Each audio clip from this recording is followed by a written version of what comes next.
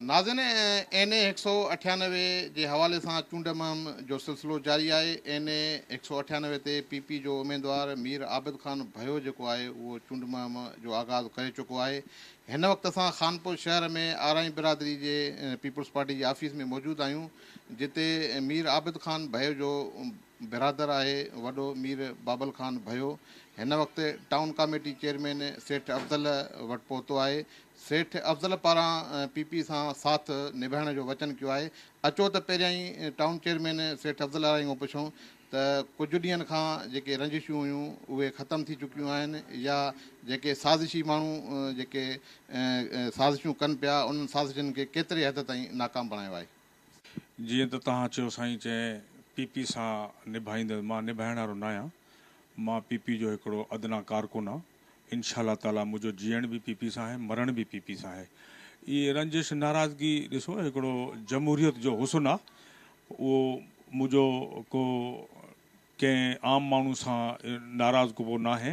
मुंहिंजो वॾो आहे बाबल खान, मुंहिंजे ईअं सम्झो मुंहिंजे बचनि जो बि वॾो आहे, पर इंशाअल्लाह ताला उहो असांजे इन जे नंढे बिरादर सां थोरी का ॻाल्हि ॿोल हुई, पर उहो बि असांजो नंढो भाउ आहे, पर उहो बाबल खान असांजो वॾो आहे। इंशाअल्लाह ताला अहिड़ी ॻाल्हि असांजी नाराज़गी अॻे बि कोन हुई, लेकिन मां न कॾहिं PP जे अॼु ताईं को सोचियो बि आहे दिमाग़ में त हेॾे होॾे थींदुसि, या मूंखे ग़लतफ़हमी बि अहिड़ी न आहे, न मां इहे साज़िश जे हिसे जो को बरदुसि को।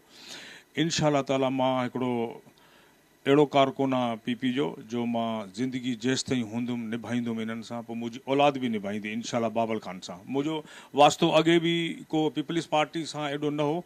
मां पीपल्स पार्टी में बि बाबल खान जे करे वियुमि। बाबल खान मूंखे खणी वियो ऐं बाबल खान जो ई मां ख़ादिम आहे। जॾहिं मूंखे उथाए जॾहिं विहाए मां हुनजो नौकर आहियां, अहिड़ी ॻाल्हि कोन्हे काई बि। बिल्कुलु मुंहिंजो हिकिड़ो हुन सां रूह जो रिश्तो आहे। बाक़ी इलेक्शन आहे पार्टी जो, हुननि खे बि हुकुम आहे, मूंखे बि पार्टी जो हुकुम आहे। पार्टी जे हुकुम ते इलेक्शन विढ़ूं था, पोइ जंहिंजो नसीबु हूंदो उहो खटंदो। ऐं बिल्कुलु असां हुन सां ॻाल्हियूं कयूंसीं। असांखे जेको पार्टी क़यादत जे तरफ़ां जेतिरी इजाज़त हुई असां वञी उहा ओतिरी ऑफर बि ॾिनीसीं, पर उहे असां सां न ठहिया। साईं अब्दुल्ला बि पंहिंजे तरफ़ां कोशिशि कई, असां बि पंहिंजे तरफ़ां कोशिशि कईसीं त असां जीअं गॾिजी हलूं था। हिकिड़ो असांजो जीअं ख़ासि करे खानपुर तालुके में जेको मौलवी साहिबनि असां ते एतमाद कयो, मतिलबु इज़त कराई असांजी 2013 जी ॿिनि इलेक्शन में। ऐं असांजी माशाल्लाह लोकल बॉडीज़ में बि उन्हनि ॾाढी सुठी सपोर्ट कई। असां कोशिशि कईसीं त उन्हनि खे गॾिजी हलायूं। ऐं पोइ शायदि असांजी क़यादत हुननि जी डिमांड न मञी, शायदि हुननि जी क़यादत बि जेकी असां वारियूं डिमांडियूं उन्हनि वटि रखियूं। साईं अब्दुल्ला ऐं असां गॾिजी करे कोशिशि कईसीं, वरी उहो इताद ठहे। इंशाअल्लाह बहितरी थींदी।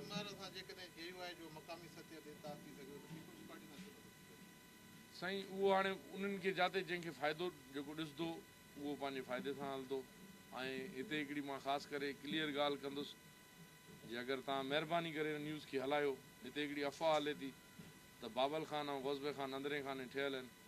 मुंहिंजो भाउ आहे मोइन खान, हे कैंडिडेट आहे। मुंहिंजो भाउ आहे सरदार ज़ुल्फ़कार खान कमारियो, मुंहिंजो उहो कैंडिडेट आहे।